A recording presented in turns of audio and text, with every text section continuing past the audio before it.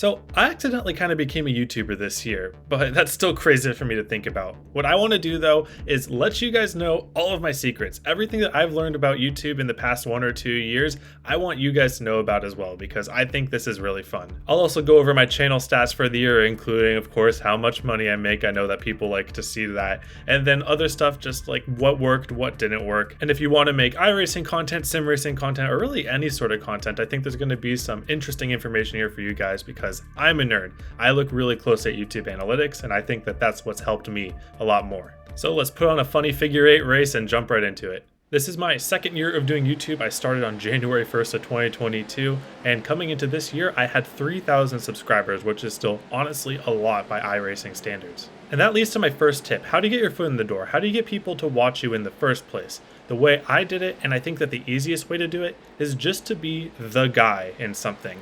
If you do something that somebody else is already doing, there is not a lot of reason for them to watch you instead of the person who's already doing it and more established. What I did, for example, was iRacing ARCA guides. That's what I was known for through pretty much my entire first year and a half of doing this channel. Being the guy for ARCA guides meant that people had to come to me whether they liked it or not because literally nobody else was doing it. There was a demand for it, and I was the only one doing it, so therefore I got a jump start with it. But that doesn't mean that you can't start a YouTube channel unless you are good enough to make pro guides or something like that. There is enough niches and mini niches out there that you can think of to where you can become the only person doing a video on a specific topic, and if somebody wants to watch a video on that topic, you'd be the only option. It just takes a little bit of creativity. So let's say that you found that niche, you got your little audience. It doesn't have to be anything, really only 100 viewers per video even could be your own little niche to get your foot in the door. But that initial audience that you get is the most important thing to your channel. And that leads into my second tip, expand or experiment, but wisely. I'm always trying different types of videos on this channel. You probably notice I don't really stick to the same formula more than a few times. I have series that kind of stay for a while and then maybe go away. And that was even the case for my track guides.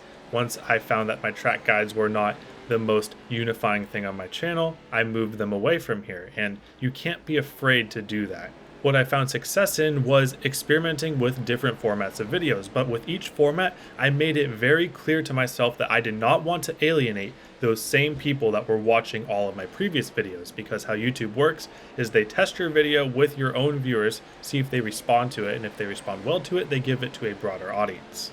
Track guides led to more general oval racing guides. General oval racing guides led to more general oval racing commentary, which led to more overarching iRacing topics, which led to very broad sim racing video essay type videos. Those broad sim racing type videos don't have a huge chance of standing out when you're smaller because people make similar types of videos. But you have to build your way up to it, and then you'll have that initial audience that can prove to YouTube that it's a good video, and then YouTube will give you a chance with everyone else. I had formats such as like a mini game show that I did. Those are some of my favorite videos to make. I had a ton of fun doing them, but unfortunately alienated too much of my core viewer base that expected more educational videos. So I took that lesson and said, okay, I'm going with educational type of videos, adding a little bit of entertainment in here and there, and kind of molded that into a new concept. And that led to my most viewed video of the year, my first full video to get over 100,000 views, which was the 5 tracks that nobody's ever raced on.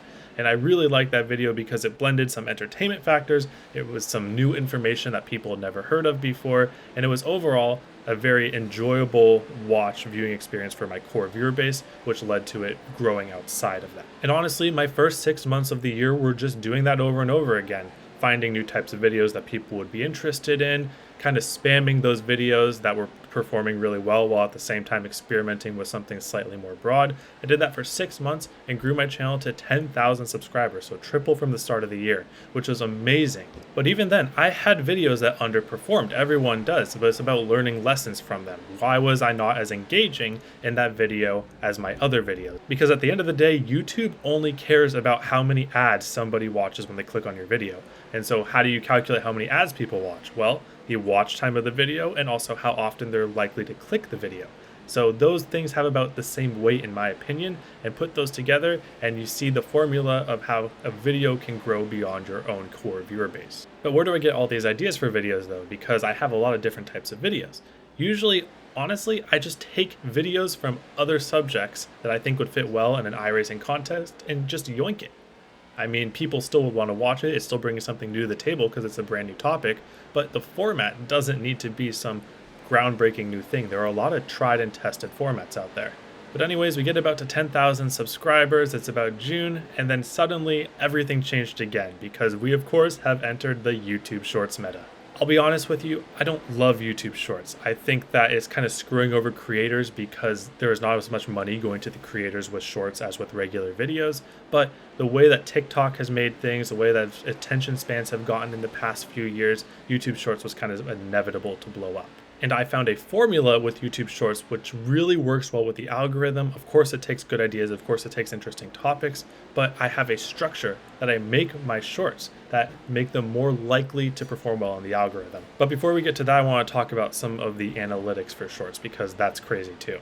Overall, my channel this year has just about 20 million total views. That's a number that I don't even want to begin to think about of people hearing my voice. But the vast majority of those views are going to come from YouTube Shorts. In terms of money, to put that in perspective, a YouTube short probably makes between 50 and 70 times less per view than a regular video. But they are amazing for subscribers. With all of the views that I've gotten on shorts, I've averaged about 1 sub per 1,000 views, maybe a little bit less than that. And because of that, my sub count doubled between June and now. So what was that formula I was talking about for YouTube Shorts? It's very interesting because I ripped this exactly from my high school English class. We had an assignment where we had to write a paragraph analysis summary type deal on every week for an assignment. And I figured out a way to make those paragraphs very concise. And I took that formula that I used for that and brought it over to YouTube Shorts. The whole key about it is to make sure that people know why they should care about the short in the first 5 seconds, and then you need to reveal new information to them that they probably don't know within the first 15 seconds or so, but then they need to know that there is more to the story by at least the 20-second to 30-second mark, and then by the end you have to keep building and building and making sure that there is more information for them to know until the very end where you just give them the information, that's the end, cut it off. People on YouTube Shorts do not have a very good attention span. So the metrics that you are looking for is that you want at least 75%, maybe even higher, to not swipe away from your short when they see it. And you want the average watch time to be pretty high. If you have that full minute-long short length, you can get away with maybe 70 to 80% watch time. But if you have a shorter length one, you want like over 100 sometimes average watch time. But YouTube Shorts, in my opinion, are a lot less luck-based than videos because the algorithm for YouTube Shorts doesn't really have enough content. It's really trying to find new people and giving new people chances. So a lot of people who post on YouTube see that they've had a short get over 1,000 views instantly.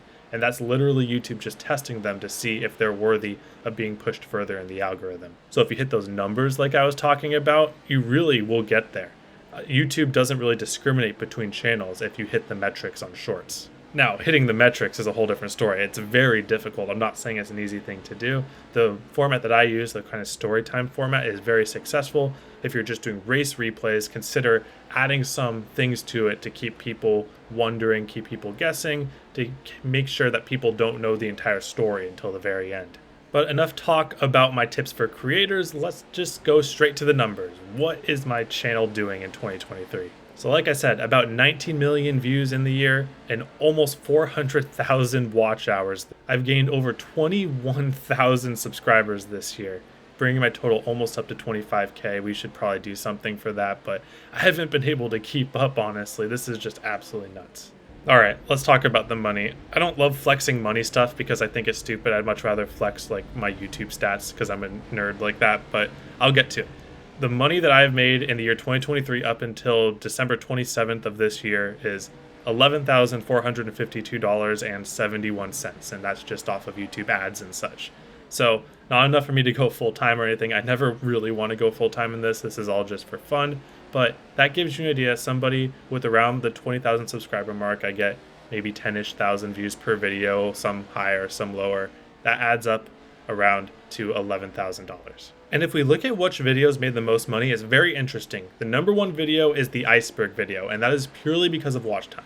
It almost has 100,000 views right now, which I am very ecstatic about. That makes me very happy because I work super hard on that. But out of that iceberg, hour-and-a-half long video, I made $1,200 off of 90 something thousand views. And then the second most viewed thing that I had was a short, actually. And you know how I'd said that shorts don't make money? Well, apparently when your short gets 2.7 million views, you get $400 from it. Absolutely wild. All the other money though, it's kind of consistent. You have videos do slightly well, slightly worse, but it's more about every 10,000 views I get about $100. Actually, it's more about 20-ish thousand, between 15 and 20,000 views, I get $100. It depends on the video length too. Like I said, it's purely based on ads. But yeah, you can see the rest of my stats here. I'll put them on screen. I'm not going to show like CTR or any of those metrics because YouTube doesn't like posting those. They call them confidential metrics. So for the CTR, I will just say that if you have a video, you want it in that 7 to 10% range. That's like good. If it's lower than that, YouTube probably won't recommend it outside of what they've done already. And if you're at like 20%, which I've had a couple videos be at for a couple days, then that's when you know that it has a really good chance of doing something.